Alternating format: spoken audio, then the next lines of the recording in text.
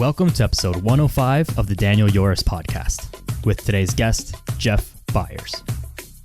Let's go.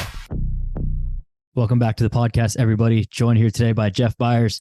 Jeff, what would a podcast be without some technical difficulties? A career riddled by injury, a podcast without the computers hating us. What's up, man?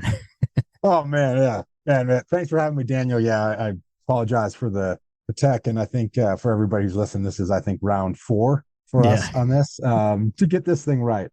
We're just having some connection issues, but it's all good. It's all about what we say and everything going forward. So people didn't hear what we said the past couple of chances, but give us the quick rundown, Jeff, of who you are and what it is that you do. Yeah. So, hey, Jeff Byers. I'm the CEO and co-founder of a company called Momentous. We're a high-performance company that makes some of the best supplements, sports nutrition compounds in the world. Have some of the best expert advisory panel, and really focus on how do we bring the best-in-class products alongside expert knowledge and advice. My background, I was a professional athlete, played professional football for 4 years, mostly for the Carolina Panthers. Love the shirt, by the way. Call out Daniel there for being on point. And then went to University of Southern California, was a 2-time captain of that team. Played and started as a true freshman on a national championship team. Pete Carroll was my coach. And really passionate about high performance and life optimization, and how do we really go about giving the right tools, the right products, the right knowledge, so that we can all optimize a little bit more, whatever those goals are. Yeah, and we were talking about before in our last try here, how the difference between optimization for regular people like you and I now versus optimization for an NFL or pro level athlete is very different. So do you want to just continue to expand on that point? Yeah, one of the big reasons and why Momentous, right? And why this space has been, right, my experience in pro and elite sports, and what I saw that happen when you think about, like optimization of performance. So in the NFL, right, you have a dietitian, you have many strength coaches, you have many trainers, you have a whole medical staff, you have a high performance director, you have all these people around you, right, to give you the best, latest guidance that is tailored to you, not necessarily customized, but tailored. And so you're doing the right things at the right time, and everything's kind of working together. Whereas when you get to the products that are used, and the technology or the innovation, right, is I did not see that trickling truly down to the consumer, right? And what happens in the consumer space is, like, you get information from here, from there, from here. You don't know who the best products are, right? You don't have a team vetting these things. And so my passion was, how do we bring this approach that's happening at the very elite level? Probably, right, same thing, right? The CEO of Starbucks has a team around him to get this stuff right? But that costs a ton of money. So how do we think about bringing the expert knowledge in, create the best-in-class products that all these teams already use, share that, right, and create a brand around this? Like, how do we bring to life like optimization? And for me, right, I don't care about my competition or performance. I don't compete anymore, right? But I care about my life and optimizing. How do I, right, stay sharper for longer, cognitive performance, sleep, all of these things that are incredibly important to me for my longevity. And I think a lot of people out there are saying, okay, well, how do I perform just better in my life? And for us, we want to create a company around a mindset around optimization. Like, you might be on day 1 of this journey to get better. You might be on, you might be the hardest of hardcore, and you have a plunge, a sauna, right? You have everything you could ever need. You are dialed. And wherever that is, we want to be that partner that brings the best in class knowledge, the best experts, and the best products to bear, right? And get people in them at the right times. Because at the end of the day, if you're on day 1 of your journey, the first place to start is not a cold plunge, right? The first place to start is thinking about some behaviors, mindset shifts, right? And things like that. And so maybe on day, year 4, a cold plunge, if you're all in, makes sense. But it's, where are you at in your journey? And we want to help be a part of that. And anyways, that's really what happens in the NFL or in elite sport. It wasn't trickling down, and I didn't see that ability. Like the products we use in the NFL were not the same products that you see on the shelves, right? But they still take omegas. Why do they take a different omega? Right? Because there's a difference in quality. The consumer just has no clue. Right. No, it's such a great point, and it's hard for people who are regular people, not fitness professionals or health professionals in any way, or pro athletes. How would you know what the difference is between what a pro athlete is doing that you see, your favorite athlete on TV doing ice baths and taking all these supplements and using all these, crazy recovery gadgets and all this stuff, and you think like, oh, I need that. And it's like, well, that athlete also has his food or her food like perfectly made, like everything in their lifestyle is dialed, like they're doing that stuff to get 1% better, 0.1% better than the competition. And you regular Joe doing that thing, not really moving the needle all that much if your sleep is garbage, you're drinking every day, and all the other bad things that people are doing. So Yeah. it's a really great point. And that we have so much knowledge now, almost to the point of too much. You Google what should I do for fitness, or what diet should I follow, and you're going to find infinite information. But sifting through that information and having people to actually go through that information, tell you what's best for you, is where the value of a coach comes in, or where the value of all of the advisory team that a professional athlete would have. And so trying to bring that to the masses is a monumental task, but definitely one that is needed. You hinted at one thing there that I want to start to zero in on, and we don't have to spend too much time on this, but the concept of longevity, obviously very big topic. But as someone who was a professional football player, is cognitive longevity something that you are very conscious of, and that's something that you think about on a day-to-day basis? Obviously there's a lot of head smashing in football, but is that something that you really think about a lot? Yeah. So when I go back to like, okay, if I was had a professional team around me, they would say, okay, Jeff, what are your two biggest goals or fears or worries? Like, where are the two biggest pitfalls in my life? Cognitive performance, aka cognitive longevity. I call it, and connective tissue health, right? Mm-hmm. So those are the two biggest blaring gaps in my life, right? And so what goes into when we think about long-term brain health, right? Quality of sleep, right? What types of nutrients are your brain getting? Are you giving it enough time to flush, right? Like morning sunlight, all of these things from a cognitive performance, right? How are we trying to create new paths for neurons to fire? And that is incredibly important to me. So if I would say the one thing that is most important to me in my life, right, is focusing on long-term brain health, right? And there's a lot of things that are little that lead to a big impact in that. And it is the little things. And there's a ton of data and research behind it, a lot of them. And right, there are supplements, there's lifestyle changes, there's sleep, right? All of those. So for me, right, like if I was in the NFL, right, or if I was being treated like that, to be like, okay, long-term cognitive health, your number one thing. Let's build a plan around that, right? And then, connective tissue health. What are the things that you need to be doing? Who do you need to be following? Okay, let's pull from Dr. Kelly Starrett, right? Some things around connective tissue health. What can you be doing? Long-term cognitive health. Okay, like sleep. Let's break down your sleep problem. Do you have this problem? What do you think about sleep? Because we know during sleep, right, we flush the toxins out of our brain, lets our brain heal. Right, the lymphatic system, whatever, right? Like it's very, very relevant.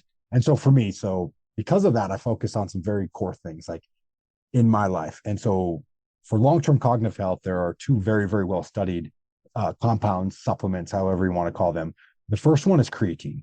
Creatine and microdosing has shown in 10 plus thousand clinical trials to be very impactful for your brain health, right?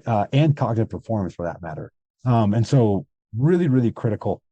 Costs very little. Creatine monohydrate is creatine monohydrate, right?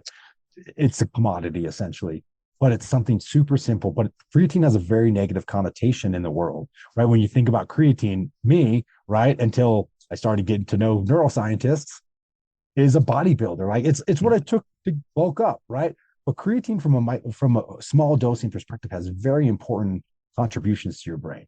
Right. And the second most important supplement in there, in my mind, is omega-3s, really high percent of DHA, EPA. And really, right, consumers don't know the difference between, right, a high quality omega versus a not. So DHA and EPA are the two most important things. Like clinical research, they said a 1-to-1 ratio is the easiest on the body, but both DHA and EPA are incredibly important. And also 10 plus thousand clinical trials on high doses of omegas impact brain health, right? To me, those are like two very simple things of like insurance policy, right? We know there are good clinical research and data around them. Can I tell the difference? No. From my brain health, I have no idea. I have no symptoms, right, of brain health, but I will, right? I did something for a very long time in my life that is known to have brain health issues. So from my perspective, like that's my insurance policy. Then it's sleep. How do I think about sleep? How do I prepare myself to have high quality sleep? Because we know sleep is incredibly important for the brain. So anyways, yeah, long tangent there, but really, really passionate about long-term brain health, but also doing the very little things to change, right? I was lucky enough to be on a panel with Special Operations Command around brain health. And they're thinking like, how do we solve traumatic brain injury? Like that's a 10 to 15 year problem, right? Like helmets, how to like measuring blast impacts and things like that. And we have to solve that. But the problem is we have to take care of the people now. We can't forego a generation. Like, and also, this former vice admiral who ran SOCOM was like, we're never going to stop traumatic brain injury. It's not possible, right? Until nobody's fighting wars or nobody's blowing things up or until football doesn't exist, we're going to have traumatic brain injury. So it's not about, right? We need to better treat it when it happens and identify it and measure it. But we still have to do the little things to make it right. Like, so I think that's an incredibly valuable thing. Like there are so many things that we can consider standard of care that have big impacts. And so, yes, we still need to focus on like the big elephant in the room, but we can still be taking little bite sizes off this and create meaningful impacts based upon what clinical research says down the road. Totally agreed. And I think even to bring that back to the most amount of people, obviously most people are not playing football at a very high level and are not in the military. So they're not succumb to traumatic brain injury because they're not smashing their head against stuff and dealing with explosions, right? So it doesn't mean that you might not have brain injuries, but it doesn't mean you're not going to have cognitive decline. We're all going to age and we all slow down. Unfortunately, it can get into a disease state, Alzheimer's or what have you. But even before that, old people start to forget stuff and they start to just, they're just not as sharp and those kind of things. And so how do we deal with that? That's something that none of us want to deal with. We'd like to be as sharp as we were when we were, 20, 25, 30, whatever, until you're the end of your life. And so, of course, the people who listen to the podcast will know, like, I hammer the basics so often that it's probably annoying. Like, make sure you sleep, make sure you go outside, exercise, like all those things. And you should be doing all those things. And I'm even happy. So one of the people who you guys have a close partnership with is Dr. Andrew Huberman. And he did a podcast all about supplements and spoke about your company as well. And he qualified everything by like, here are the things that you should be taking, but also don't forget to sleep. Don't forget to do all the simple things. But aside from all those things, there are things that can help us, like the creatine and like omega-3s. These are just very basic things that pretty much anyone can be taking with little to no downside. Yeah. And a lot of those studies are not in populations like mine, right? They're in populations around just like cognitive decay, because again, like most all of us will be lucky enough to get to the age where our brain starts to decay. And that is when we see the major decline in quality of life, right? And science is so good now that like they can fix all of our everything below your head. I had a doc tell me this that really scared me about traumatic brain injury. Every below the head is just carpentry, right? You fix it with hammers, nails, screwdrivers, saws, etc. now, right? Everything up above, we don't know, right? Like it's computer science. It's really hard, and it's really hard to fix, and we don't know how to rewire things yet. And so our brains are going to go before a lot of us now, that is in our generation, because we're so good at carpentry, at orthopedic surgery, and other things, right? Like we can fix so many things, but we don't know how to fix the brain. But we do know the brain and brain health. It's not once you start having symptoms, it's you're very far down. Like it's a choice of lifestyle. That how do we make sure we have the longest ability to have a functioning brain? And for me, that's what's so impactful. Like another year of right, of not having cognitive decay is worth, right, every penny that I'll spend my entire life on creatine monohydrate Yeah. and It's omegas. Like, right. Yeah. it's hilarious that that doctor called it carpentry to you. I had a major knee surgery about eight or so years ago, 8.5 years ago, and I made the mistake of watching the surgery like on YouTube before it happened, and it is very much looks like just a construction site with a lot of blood. So Yeah. that is hilarious, but very true. And I think you're correct in saying that the easiest way to stop cognitive decline is to not let it start in the first place. Of course, it's going to start, but how do we flatten that? I hate to use this term based on the past couple of years, but flatten that curve downwards of Yeah. slowing the decline as much as possible. When it starts, it's already too late, and this is why it's so Yes. important that no matter how young you are, you have to start taking care of your health and your fitness now, not when you're 60, not when you're 85, not when you're 45. Like, it starts now so that you have so much more buffer room to be healthy for the longest amount of time. And it starts with doing all the basic things and then using whatever you can to help you. Of course, most people listening are not a professional athlete, and you don't need to be, you don't need to have a 0.1 per second, 0.1 seconds shaved off your 40 time. Like, that's not relevant to your life, but you do need to be able to, play with your kids and to get up and have energy to do your job all day and like have fun on the weekends and do your thing. So you need to be able to just like live your life and do that. Yes. You were mentioning that some of the quality of the supplements are very different that are given or available to professional athletes versus what's available to the rest of us. What is different about the quality, and how does that actually work?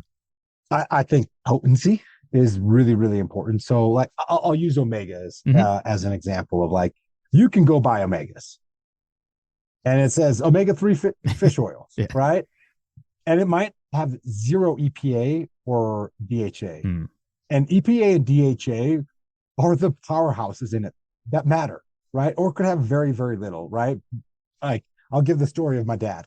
Right. My dad is a total life optimizer, right? He has a cold plunge, and right, we make omegas, and he's like, I go to Costco because it's so much cheaper, right? And he's like, I get 160, and I get whatever 60 or 90 servings in here, and it's a third of the price. And I was like, okay, well, have you looked at what's in it? And you turn it over, and it's like you got to take 6 servings to equal 1 serving, right, in terms of what it is. And it's like, oh yeah, oil is oil. Like, good on you that you're taking some extra fat in your diet, Dad. But like, that's the difference of, like, there is no, like, consumers don't know. Like, they're like, hey, go get a fish oil, we know they're good. But what matters is the amounts that are in it, right? Yeah. It's like, oh, if you just take 1 gram of protein after you work out, it's really not impactful.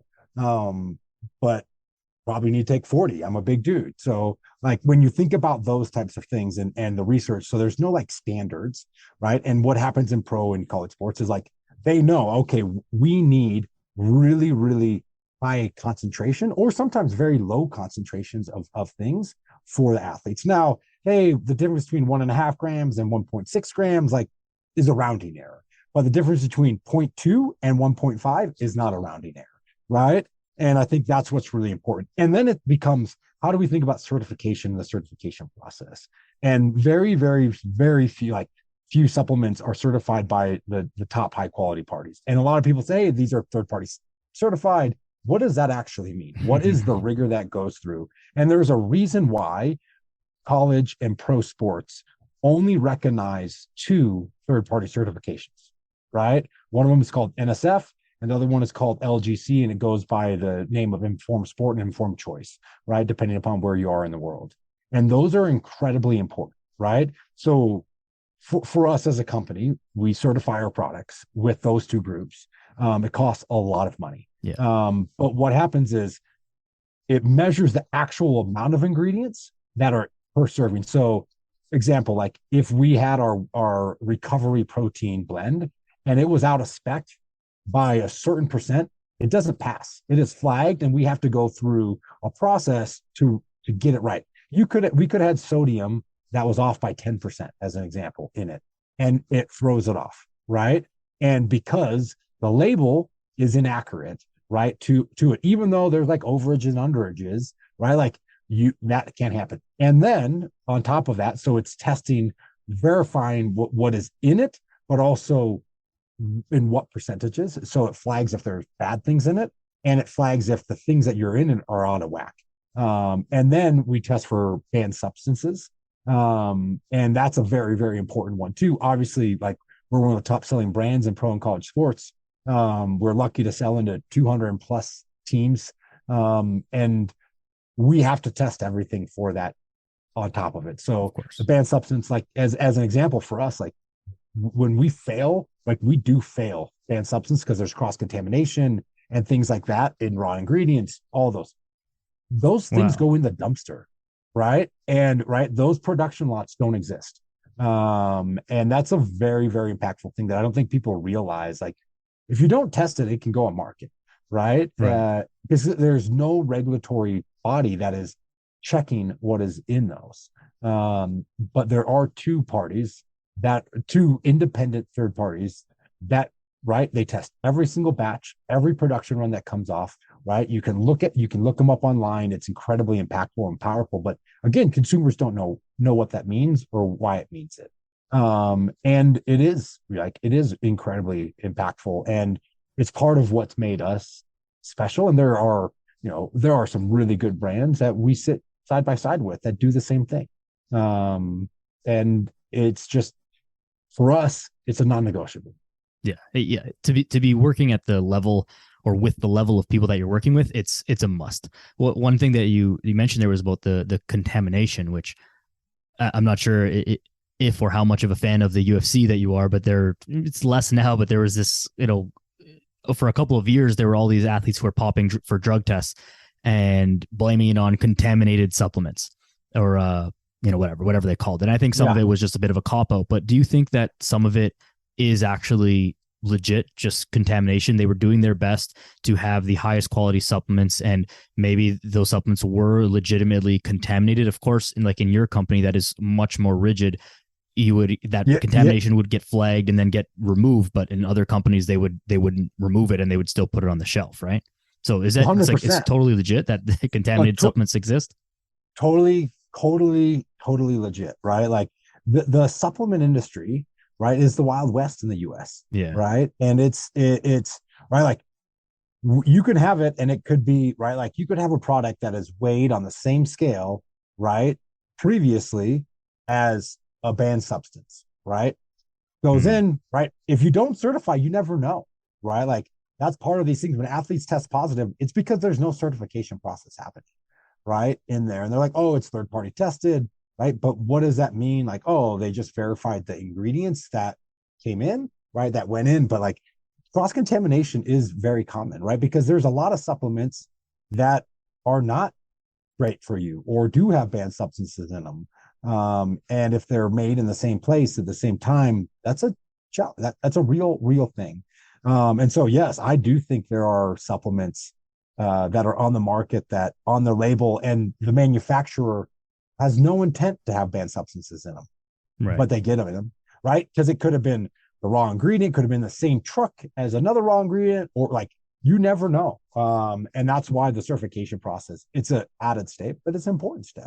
I would imagine even just like the logistics of the entire supply chain of your products, it would be near impossible to have all of it only yourself. I'm sure your products are like maybe packaged or shipped, or in somewhere along the line, it comes into contact with, whoever else's products. And it would be impossible to have all of that only your own, because that just would cost way too much money and just make the whole thing impossible. But then, I mean, it's up to the athletes to obviously use better brands that are certified. And so there's that whole argument as well. But even athletes don't know, right? Or their buddy started a company and their buddy's like, oh, this is super clean, whatever, like, right? And it's like, oh, it's third party tested, but like, is it banned substance tested? Is it, right? Like, so there's just a lot of confusion in it. And then there are a lot of products that are just pumped full of banned substances because that's fine, or bad things, like because they can, right? And like they're selling a product to get you jacked, and it's like,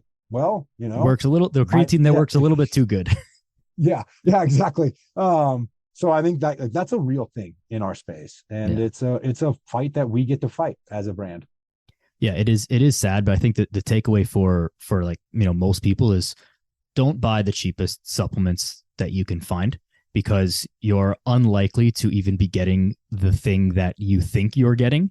And at worst, you're taking so you're taking something else. It doesn't matter if you're taking, like some minor, picograms, to use the John Jones Yeah. reference. But if you're taking picograms of some banned substance and you're not a pro athlete, it doesn't matter. It's not going to do anything to you, but you're not getting the thing that you thought you were getting. So it's best to look for, higher quality supplements. And of course, it's a little bit more expensive, but you're actually getting the thing that you want. So I think a good extension of this is, where would you start? We talked about the creatine, which is a pretty cheap supplement, and omega-3, Yeah. which can be a little bit more expensive. It's not the cheapest product that's available.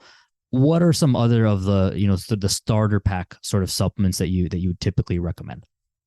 Yeah, I think it depends upon the person, right? And I think that's what's so like, you don't there are kind of what I would call the core essentials, right? That you would need. But like, you don't walk in like as an NFL player, they're not like, "Oh, here's your stuff." No, they're going to get to know you. Like, what are your challenge? What do you care? Like ask all of these things. Like, are you injury prone? Do you get sick a lot? Like, do you have challenges sleeping? And so I think it's really what are your goals and what are you trying to think? And I'll say I'll channel, right, what I've heard from every, right, neuroscientist, from Huberman, that I am very lucky to talk to, is sleep is the cornerstone to anything when it comes to optimization, right? From if you want to perform better in the gym, you want to be happier, you want to have more energy, it starts with sleep. And so, right, what are natural things that are non-hormone, right, non-melatonin, which is a hormone related sleep things? And so magnesium threonate is incredibly important, apigenin, L-theanine, oh my god, inositol, like all things, like some of those help you deregulate so that, right, so that you can fall asleep faster and easier, right? Like, we live in a very stimulated environment, and so how do you deregulate? How do you get to deep sleep faster? And then also, just how do you have a higher quality of sleep, right? How do you not wake up, or right? And so I think those are very important things. So there's some really, really core, pretty inexpensive supplements that can help maximize your quality of sleep. And if like, hey, sleep great, don't need it, right? Then it's like, Mm-hmm. hey, are you an athlete? Are you injured? Are you, right? Do you really care about cognitive performance? And then you go from there, right? And like, from an athlete perspective, like, obviously protein is incredibly important, but also when we think about collagen for connective tissue health, like, if you're an aging athlete and you're training, you're probably beating up your joints and ligaments and tendons, and being proactive around collagen, which is what our body naturally uses to repair our soft tissue in our body, from your hair, skin, and nails to your, ligaments, tendons, cartilage, incredibly important. And there's some really great research that have come out of a few different labs, but a guy named Keith Barr is kind of one of the leaders. He's out of UC Davis, around collagen and connective tissue health. So, I'd say there, but like, just kind of the base fundamentals of what everybody should be doing. I'll say omegas, they have incredible benefits, right? Creatine, 100%. And then I'd go to sleep, right? And what types of things, like, what challenges you having with sleep? Or you just like, I just want to sleep better because I know it's going to have an impact. And then you can start picking, well, if you train really hard, you should probably be taking a protein, some type of protein product. If you train really long, right, you're an endurance athlete, you probably have a carbohydrate with electrolyte mix, something, right, to give your body fuel during that time. And like, if you're an aging male or female, what are we thinking about, right? Hormone support and what things are important for that. And again, you can't start with it all. You got to start somewhere. And so I would say core basics, creatine, omegas, like, easy step, basic, etc. Right. And then start thinking, like, what's really important? Is it hormone health? Is it sleep? Is it connective tissue health? Is it athletic performance? And pick one and master it. But like, also, if you just do all the supplements and you do none of the behaviors, the supplements are very ineffective, Mm-hmm. right? Like, supplements supplement, the word is to supplement your diet. Like it's compounds, right, that you typically can't get from other areas or at the right time or in the right amounts to do that. But no supplement replaces high quality lifestyle, training, right? Doing things like seeing morning sunlight to reset your circadian rhythm is incredibly important, right? A supplement can't do that for you. And that's what I think what Andrew Huberman and people like you, right, are trying to preach is like, you got to like, this is a lifestyle. You just can't be like, oh, I'm taking omegas, I'm good to go. Yeah. Right. Right. Like it's everything. And like get your behaviors right. Think about morning sunlight. Think about screen time. Think about caffeine when you think about sleep. Right. Because those things impact it tremendously. And no supplement is going to fix that. And be careful when you use things that have melatonin in it and understand the risks and the benefits to those things.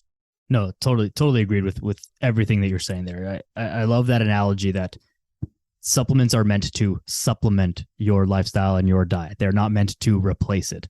One thing that I've kind of come around to a little bit more in recent months is that sometimes for people, the supplements can be, I think, an entry point into the world of fitness and health.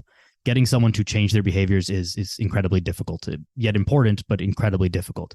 And so if you can tell someone, hey, take this supplement, but also start doing all these things, sometimes just the taking of it, the additional financial investment can certainly help, but it's important to realize that it is not a replacement for sleeping well, for training properly, for seeing morning sunlight, drinking water, all the things that we've said, 100 million times, and we'll say 100 million times more.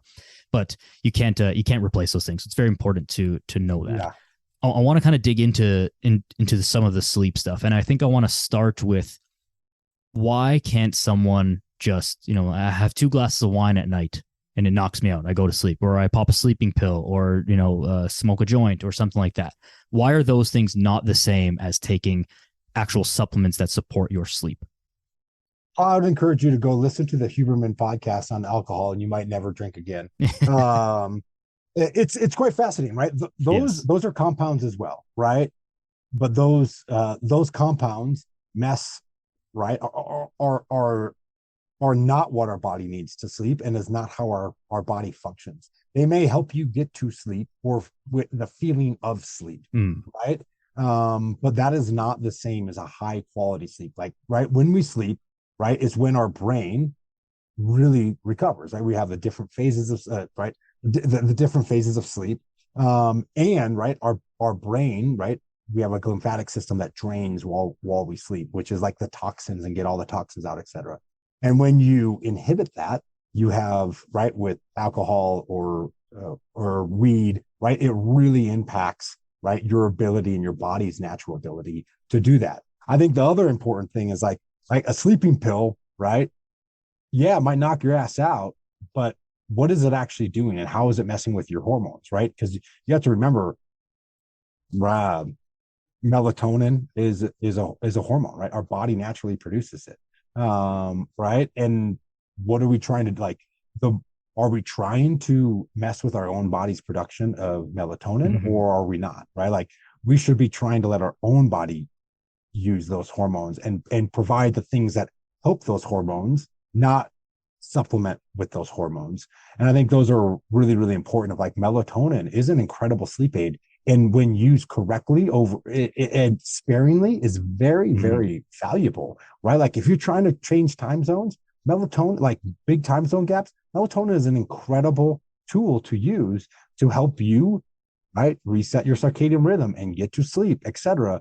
But using habitually, it's very dangerous, because now you're relying on a hormone ingested to do the job that your body's meant to do, rather than, right, a lot of the compounds I mentioned, right, are the supplements are really about how are we setting ourselves up for the best qualities, right? Not like, how are we forcing ourselves to sleep? It's okay, what does our body need to sleep? Like, hey, we all need, right, we need things that help us down regulate, right? Like, you could do that through breath work too, and you probably should, right? And then what does our brain need while we sleep, right? And what does that say? And rather than like, let's mess with our hormone levels, or let's give ourselves toxins, right, to help us sleep. So it's really quite fascinating. Like, right, great podcaster of Andrew Huberman, the Huberman Lab, has some really interesting things around marijuana and and alcohol, to be quite frank, and what that does from a neuroscience perspective and how it impacts your body. My kind of like basic understanding of it, or not basic, but a more simplistic way to kind of describe that is that, the alcohol, the marijuana, and the sleeping pills, they can be understood to work as if they're just knocking you out, yet you're not actually getting a solid sleep. And then there's a bunch of other downstream effects. But what you want to what you don't want to be doing is just being knocked out. Same as someone punch you in the jaw. Like, you wouldn't have a good sleep if that's what happened. Yeah. So you want to actually sleep properly. I think it's also very interesting now that it's becoming more mainstream, probably due to Andrew Huberman, that melatonin is more widespread understood to be an actual hormone. And we demonize testosterone replacement therapy as something that's like, oh, you shouldn't do that, like, oh, that guy's on TRT, like, dangerous, and that he's using steroids, and that is testosterone. And so that's our attitude towards that. But melatonin, like, any kid can just go to the drugstore and buy a huge bottle, and people take tons of it every night, and that we mess up our sleep. And that's also dangerous. And it can be incredibly dangerous the more you use it and the longer you use it. So understanding what it is and how it's impacting your body is probably one of the first steps to understand, like, hey, maybe there are some better ways that we can do this. And I think the winding down goes back to the behavior change. Sleeping in a dark room, not having caffeine late in the day, sleeping in a cool environment. These are the things that are going to help you wind down, doing some breath work to actually shut your brain off, shut off the monkey brain, and then go to sleep, right? Yeah. The supplements that you mentioned, 100%. what do they do and how do they work, and how do they help with sleep? The magnesium, and inositol, and those. Yeah. So, I mean, that's a really great question. And I'll just, I think it's important for me to be like, hey, one of my core things as a business, right, is that we are not the experts. I am not the expert. However, I am incredibly passionate about this space, and how and why we've built the products that we have are really around leveraging the best experts in the world. And so the information that I'm sharing, and that I will continue to share, right, has been, right, we built these things alongside people like Andrew Huberman and Andy Galpin and the really smart people to make sure that, right, we're doing the things right. So I'll say, like, magnesium threonate, right, not all magnesiums are the same. And so the first one I talked about was magnesium threonate, right? Like, and what makes magnesium threonate so important is it is the most effective of crossing the blood-brain barrier, right? And so there is a lot of research around there that a lack of magnesium negatively impacts, right, sleep, but also because it crosses the blood-brain barrier, it really helps you prepare for a restful night of sleep. So, right, it helps you have a better night's sleep. L-theanine is right.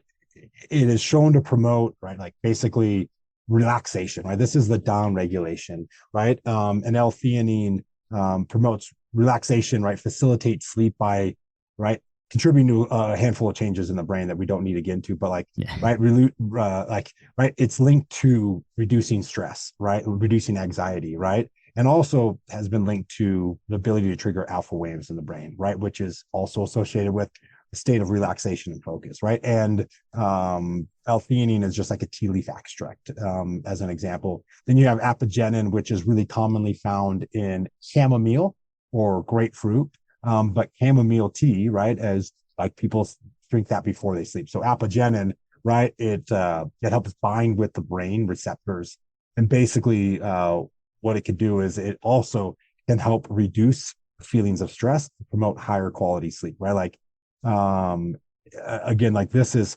how do you, like, apigenin has been shown to, like, help having some calming in the forebrain, right, allowing the brain to enter more restful sleep. Again, right, preparing the body for sleep, I think, is incredibly important. So you think about magnesium, right, it helps you get a restful night of sleep, right?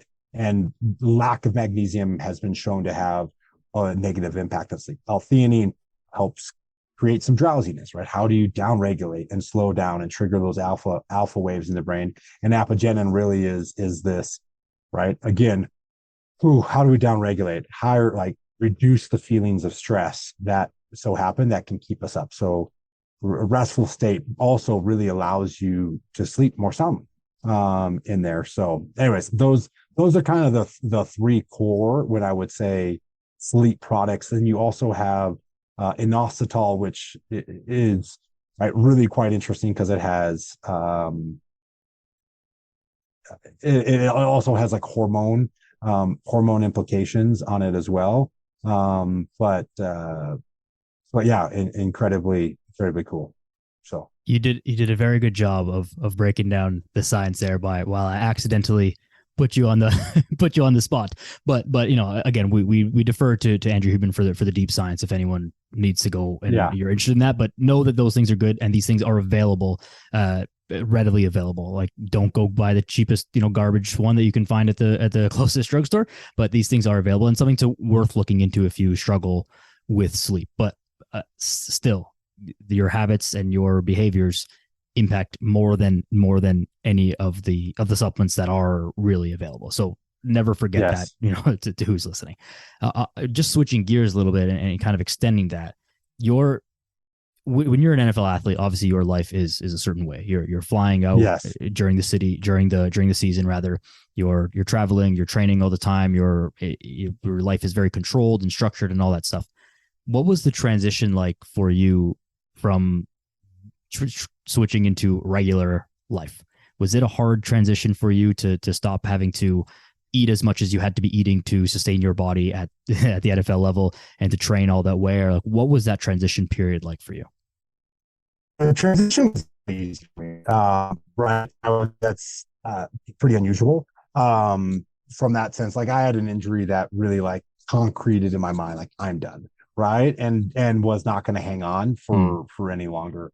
But right, like everything, like show up to the building at 6 a.m. and you're taken care of till you go home, right? Breakfast, lunch, dinner, snacks, weight training, like they tell you what to do, where to be, when to go, right? Like it's a very structured life. And it's right, like so community, and the locker room is a very unique place as well. But also like I was a 310 pound offensive lineman. Like eating was my job.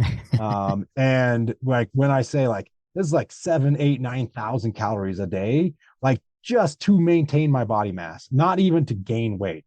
And that became right. It was a chore. And when I retired, it was like just a huge weight lifted off my back because it was like, literally, hey, I right. I trimmed very, very fast. But for me, it was like, man, I can just eat like a normal human. And it was no longer like, oh, let me take 1,000 calorie shake. Let me suck this thing down. I was like, let me just like, I'll go eat normal. And it just, I lost about a pound a day, which is insane. I had a huge, such a large amount of right lean muscle mass that just ate it. Once I starved my body of like 9,000 calories and you go to like 4,000 calories a day and you're just still burning, it just burns. And it's quite incredible. But no, like for me, I would say like that's why I love entrepreneurism and started this business was also to chase some of that mindset.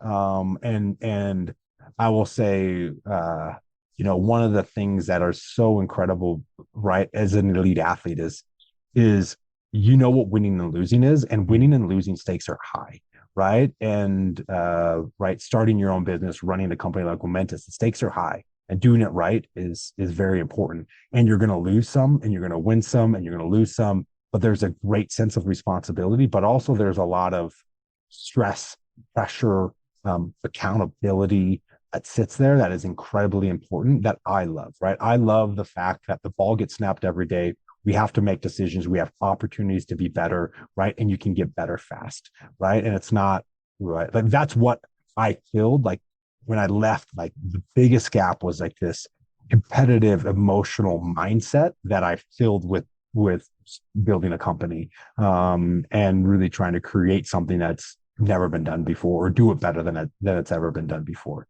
Yeah, I understand totally what you're saying. I played sports, obviously not nearly as a high level as you, but when I stopped, I realized after a couple of years that what I missed wasn't the game itself. Soccer was my sport.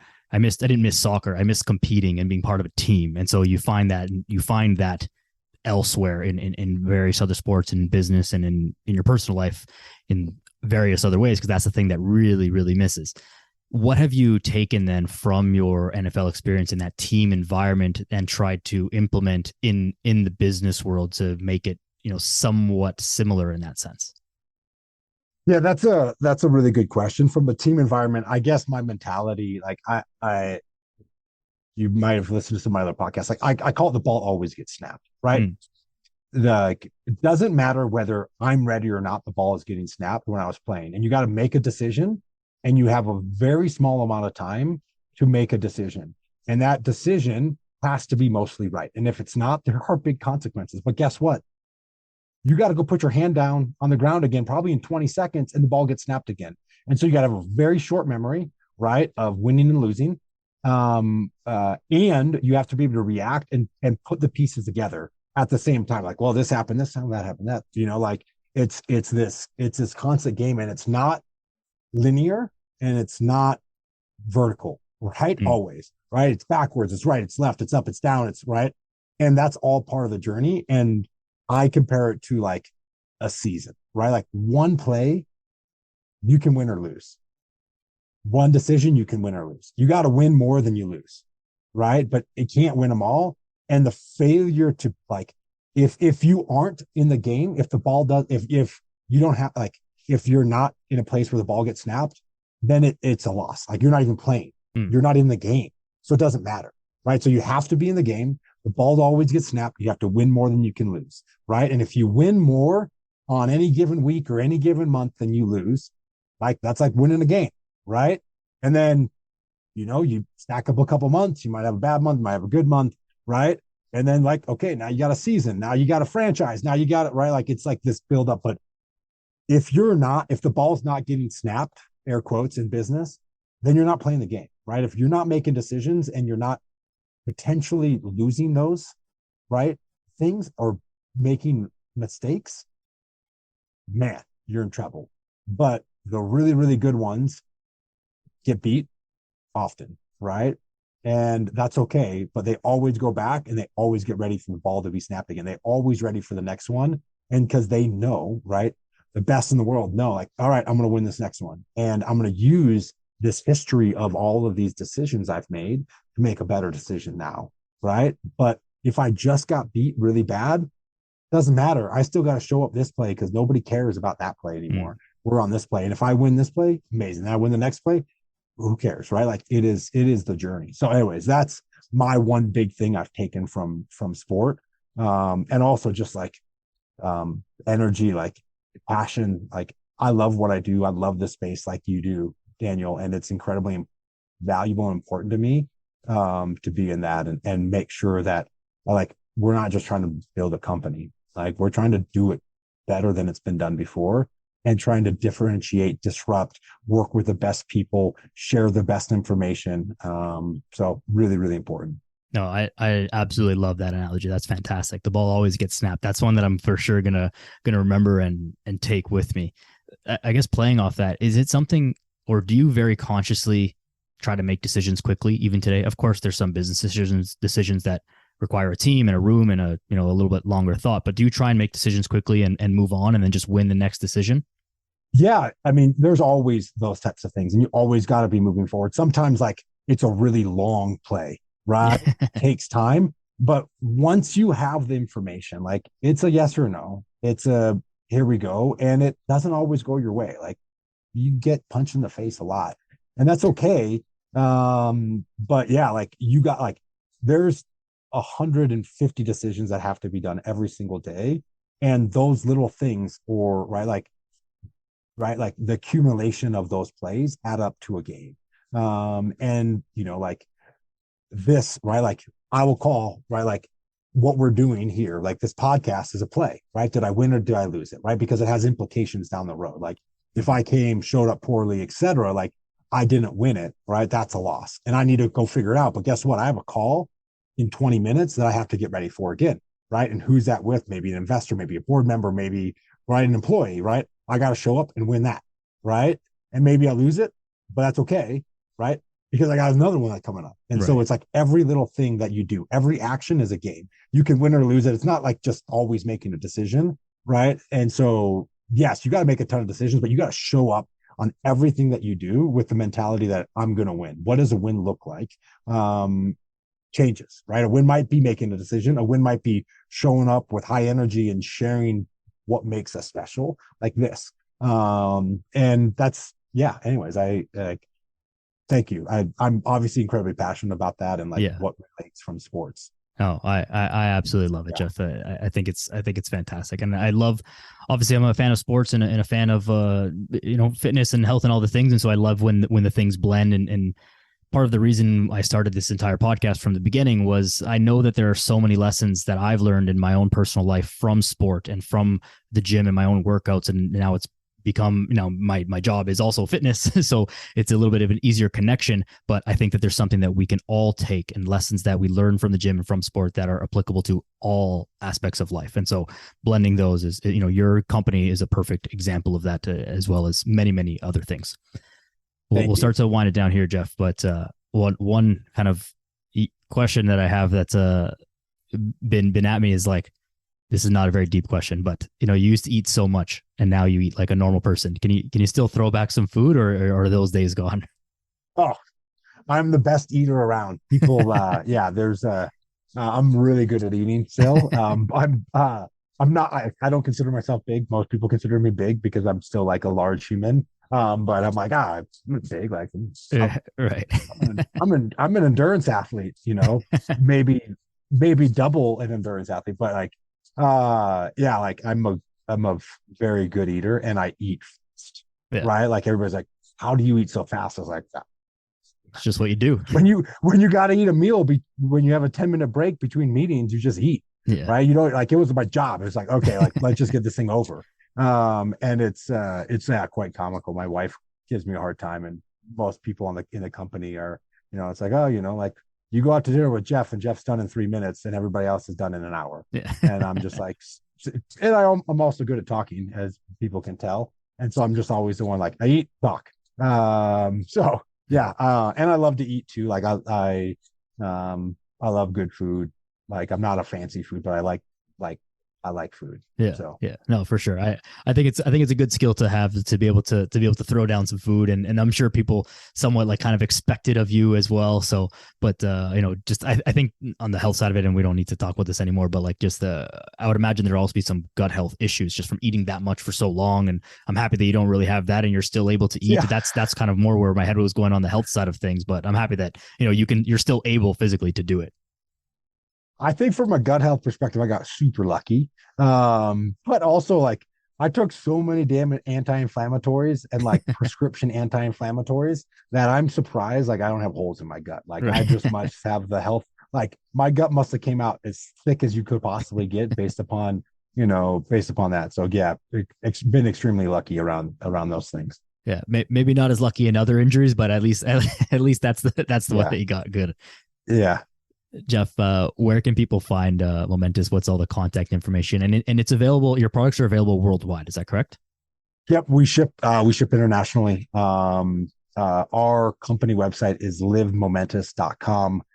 It's Momentous TOUS on there. I mean, Google will find us. We're pretty good at that. And then we're at Live Momentous on social media and things. Awesome. I'll throw those things in the show notes as well. But Momentous spelled with an OUS for me and my fellow Canadians. That's normal spelling for my American I think friends. it's normal. I think it's normal spelling. But I also I don't know. I know a lot of people that can't spell because they're offensive linemen. So you said that, not me. But thanks a lot, Jeff. Is there any message that you want to leave the people with here in closing? No, I mean, I think the biggest thing is like anything you do around high performance, right, or optimization starts with lifestyle and behavior, right? I truly firmly believe that. And then when you think, and you need to start prioritizing what's the most important for you, right? Like if you do everything at once, it's going to fail, right? What makes people really successful at the top is bone crushing consistency around the most important things, right? And they don't add something new until they're bone crushing consistent with that. right? Mm. Like you don't need to start taking 50 supplements or maybe even 3 to start. Like you might just start with 1 or none and say, this is my behavior. This is how I'm going to change. And then you add something, right? And you see how that, and you add something, but they need to be relevant to what your goals are. For me, right? We know what they are, right? Connective tissue health and cognitive function. And that means I'm going to do everything I can for that because I know the impact they could have on me. Challenge everybody to do that same thing. Like what's really important in your life when you think optimizing? What do I want to optimize? And then go deep down that with behaviors, lifestyles, and products, supplements, whatever they are. Beautiful, beautiful message, Jeff. I don't think we need to add anything more to that. I think that's a great place to leave this. Thank you very much again. And I'm happy that we got through this finally without any further issues. But to everyone listening, check out Momentous, Google it. You'll find it. Links in the show notes. At Daniel Yoris on Instagram as well. Follow the show and like, share, subscribe, all of those things helps just spread the message and get good quality products and information out there. I'll also link to the Huberman podcast in the show notes that we reference for a lot more in-depth stuff if anyone's looking for that. And that's all. Jeff, thank you very much. I appreciate your time. Everybody, go outside, be a good person. We'll chat soon.